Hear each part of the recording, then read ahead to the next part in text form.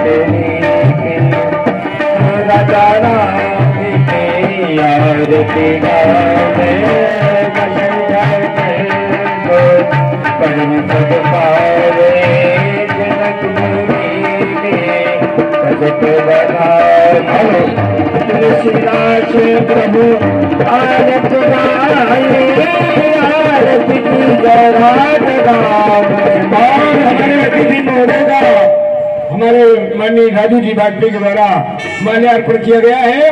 बड़ी जोरदार सभी लोग ताली बजावे। राम जी के सामने नहीं, ऐसा नहीं है। राम जी से बड़े। अब आइए माननीय निर्मल मिश्रा जी, आइए भगवान की आरती कर दिया अभी कहाँ की नहीं, वो करके गए। आप आइए, जल्दी आइए मंच पर। और राजू वाजपेयी कर गए। अच्छा, हमारे माननीय राजू जी वाजपेयी आवे और केवल 2 मिनट का समय है। इसी बीच में सभी लोग आकर के आरती करें और अपने जीवन को प्रदान करें। तब तक व्यासपीठ के माध्यम से सुने मानस वंदना।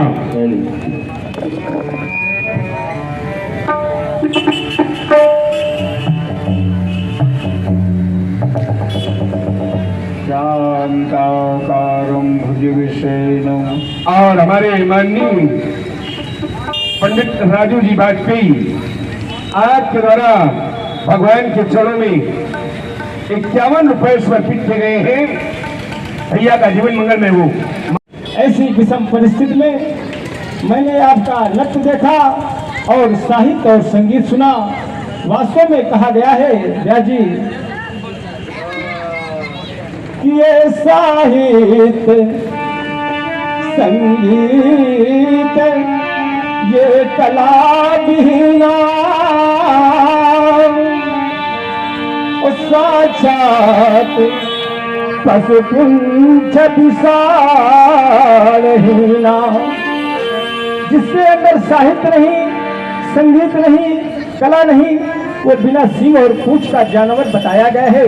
अरे कथन को प्रमाणित कर देने वाली मिथिला की राजनीति की जाओ विश्राम करो।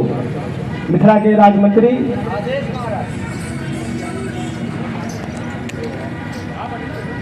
ये गुरुर ब्रह्मा ये गुरुर विष्णु और ये गुरुर महेश्वर और ये गुरुर साक्षात पर ब्रह्म ये तस्मै श्री गुरुवे नमः। आज हमें इस मातृभूमि का सम्मान करना चाहिए। व्यास जी ये है निर्माणों ये है निर्माणों के पावन युग में और हम चरित्र निर्माण न भूले और ये स्वार्थ साधना की आंधी में हम वसुधा का सम्मान न भूले। इसलिए राजमंत्री आज द्वादश मास से चल रहे मैथिली अधिवेशन का आज अंतिम दिवस है। इस मिथिला प्रांगण में आए हुए नेपालों का हार्दिक अभिनंदन करता हूँ। यहाँ पर आए हुए नेपालों का किसी भी नेपाल के द्वारा तिरस्कार किया गया या किसी राज्य यशांकी चा विभाति अभूधर सुता अदेवा पगा मस्तकी भाले बाल विधुर गली चा गर्लम अयशो ऋषि व्यालराट सोयम भूत विभूषण सुरवरा सर्वधिपा सर्वदा सर्वः सर्वगतः शिवः सुनिभा श्री शंकर पातु मां पातु मां पातु मां। भक्त की भावनाओं को भाव द्वारा अभावित करा देने वाले भूत भावन भगवान भोलेनाथ। और देखो ना आज ये प्रकट का अरे प्रत्येक कड़कड़ आने जाने क्यों अपने आप में परिवर्तित सा दिखाई पड़ रहा है। आराध है क्या कारण है कपरदे? क्या आपके द्वारा आज ये सृष्टि समूह का कार्य सदैव के लिए समाप्त कर दिया गया? अगर नहीं तो फिर क्या महाप्रलय का और समय सन्निकट आ गया और आज आपके द्वारा इस सृष्टि के संहरण हेतु पुनः और समूह होने वाला है दीनानाथ। क्या उसी का हल का बात? अगर ऐसा है तो अपनी अखंड समाधि को त्याग कर इस अकिंचन सेवक को अप्रत्याशित कारण से अवगत कराओ। आराध्य अवगत कराओ अवगत। देखो आज जीवनु नदी के तट पर बैठा था मैं शांत प्रेक्षित, ये देख रहा था छत्र अहंकी लहरियों का आज चलाए अनेक स्टेप बैठोगे ये एक हो रहे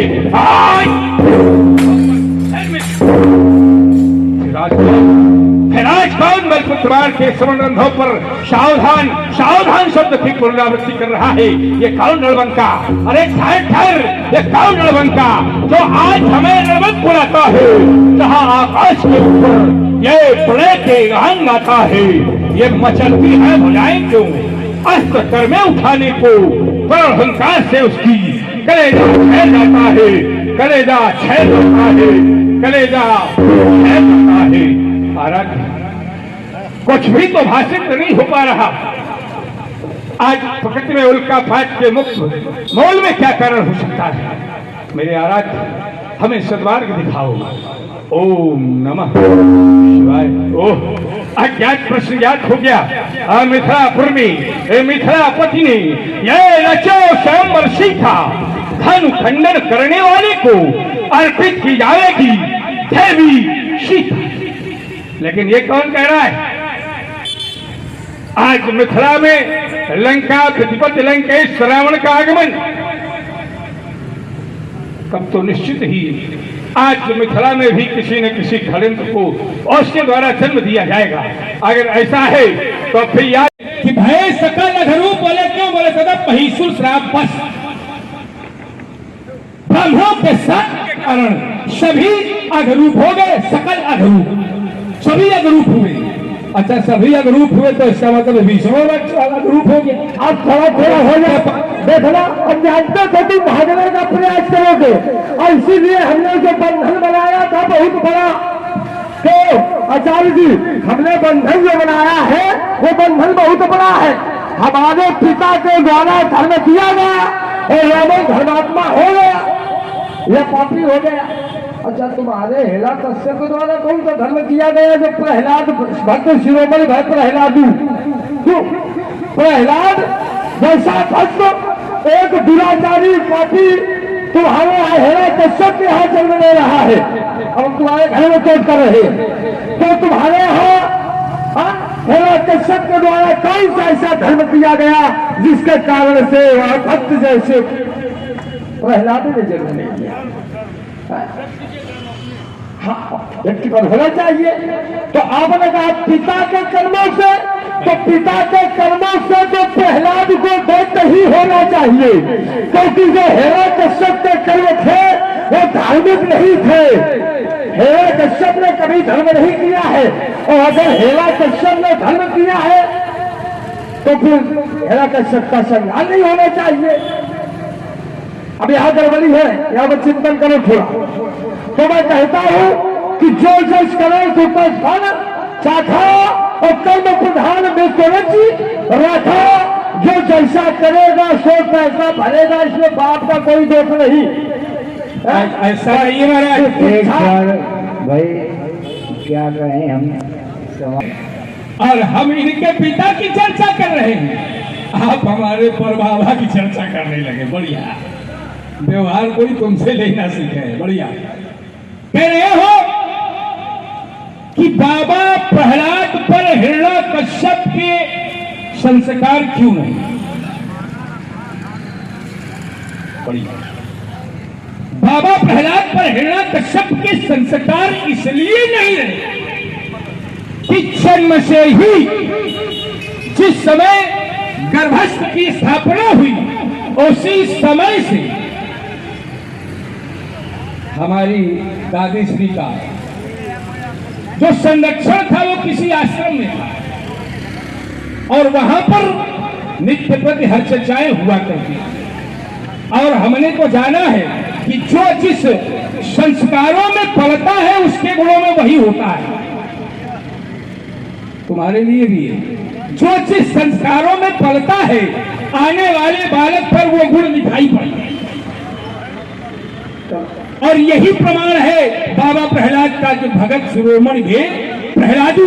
और दूसरे शब्दों में जब जगत पिता का सामिप्य मिल जाता है तो लौकिक पिता के संबंध समाप्त हो जाते। और हमारे बाबा प्रहलाद को जगत पिता का पूर्ण वरद हस्त मिल गया था, इसलिए सांसारिक पिता का कोई।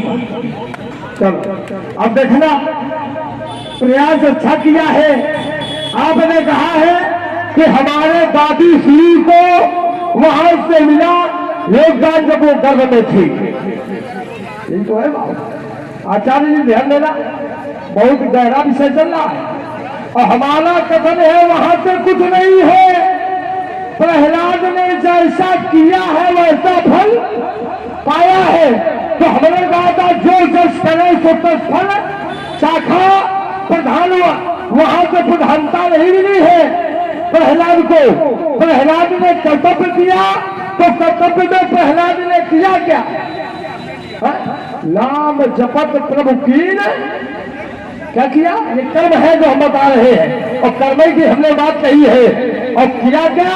नाम जपत प्रभु कीन प्रसादू, और भक्त शिरोमणि भय प्रहलादू। जब नाम का जाप किया है, जब प्रहलाद ने नाम का जाप किया है तो प्रहलाद हुए हैं। और अगर वो जाप न करते, माने कर्म न करते, तो प्रहलाद भक्त न हो पाते। और जो भक्त की ये उपाधि मिली, ये उपाधि भी न मिल पाती।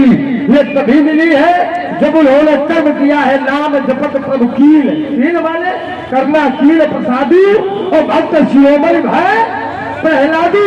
तो हमारा कदम है जो जस करे तो तब फल। महाराज ये क्रिया गर्भ में ही प्रारंभ हो गई थी।